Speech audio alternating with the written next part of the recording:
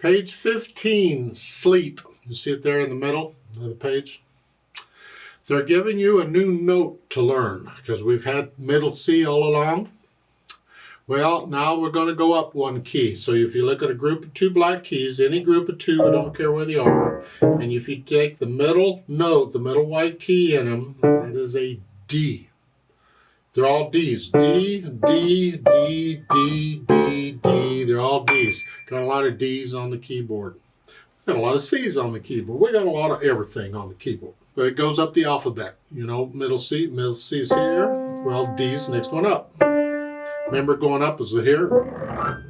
Okay, D's here. You need to memorize that note.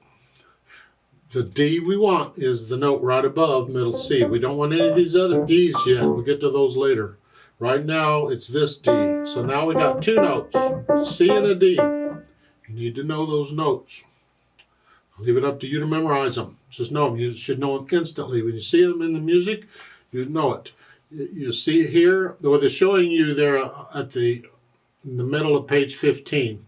You have the quarter note, D. It's right underneath the staff. Here. And there's a half note D and a whole note D. That's where they are in the music. So when you see the note in the music, you play that key on the piano. Simple as that. As far as which finger you use, well, it depends on where your hands are. 2, they're telling you is 2, which is the index finger. Remember, thumb is 1, that means 2 is here. Because you're in this position, it makes sense, because you play here. So, that's it for now. Let's look this sleep over. I see it's 2 measures long. We have treble and bass clef, 4/4 time signature. I see quarter notes and a whole note in it. Okay. And we're starting with thumb here, and that puts your hand here. Well, if your hand's here, then second finger's on the D. You really don't even need the 2 above the D. They don't need to tell you that, because telling you the 1 here tells you automatically that the second finger's going to be on the D. I mean, I know there's an exception to that, but really, in most cases, you don't need the other number. It's you just play whatever note or whatever finger's on that note, and it's up to you to remember which finger is on the note. That's one of the things we got to learn to do. Actually, it comes for most people pretty quickly. I'm hoping it will for you too.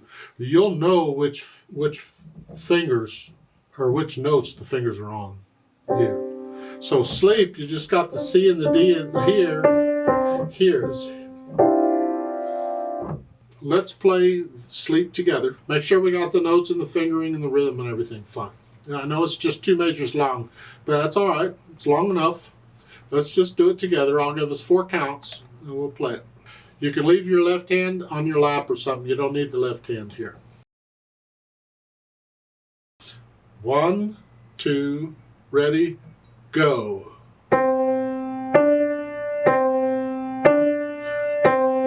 2, 3, 4, off. There's a duet part for this, a teacher's part. I want to do that, and you play what you just played. I'll give us 4 counts. We're going to go the same speed we just did. 1, 2, ready, go.